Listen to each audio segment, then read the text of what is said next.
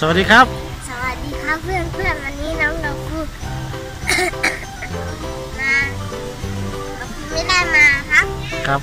มาที่ไหนเอ่ยที่น้ำตก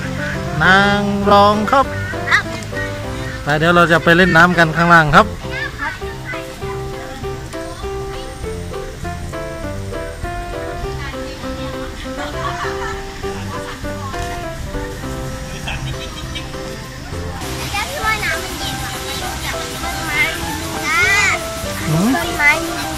ต้นไม้ไม่รู้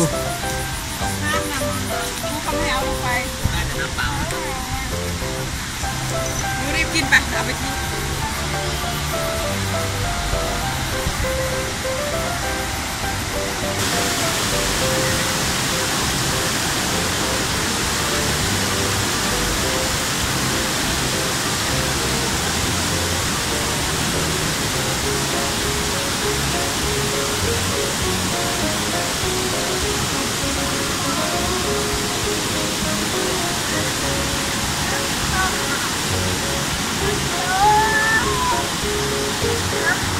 นู่นฝั่งนู้นลูกฝั่งนู้นสวย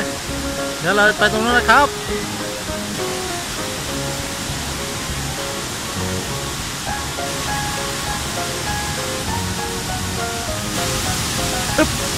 มาถึงแล้วครับ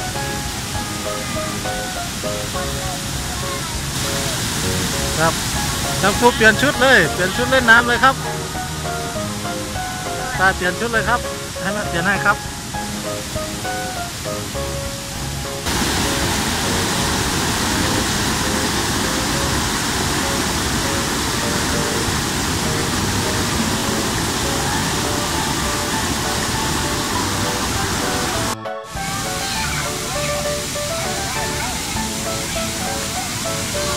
เย็นกันเลยลงเลยครับลงเล่นเลยครับ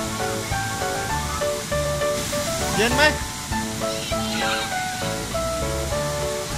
น้ำเย็นจังเลยครับ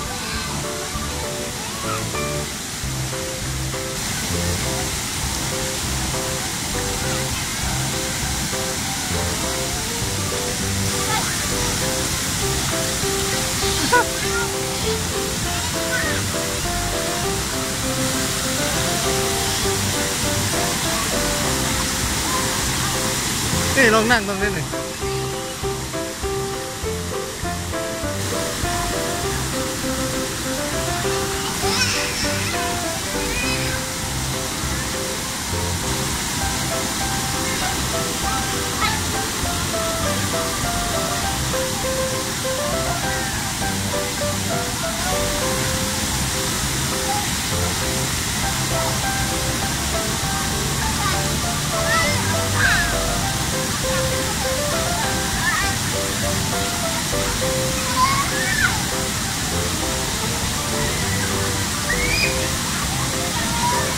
ลงแช่เลยนั่งลงแช่เลย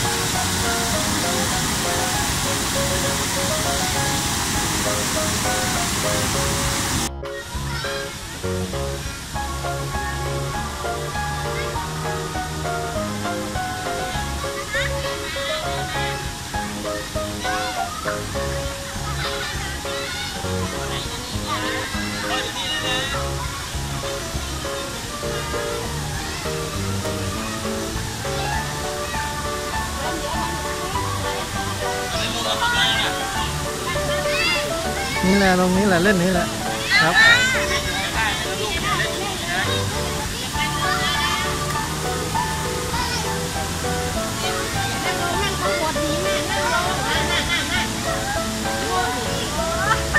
เวลานั้นกลัว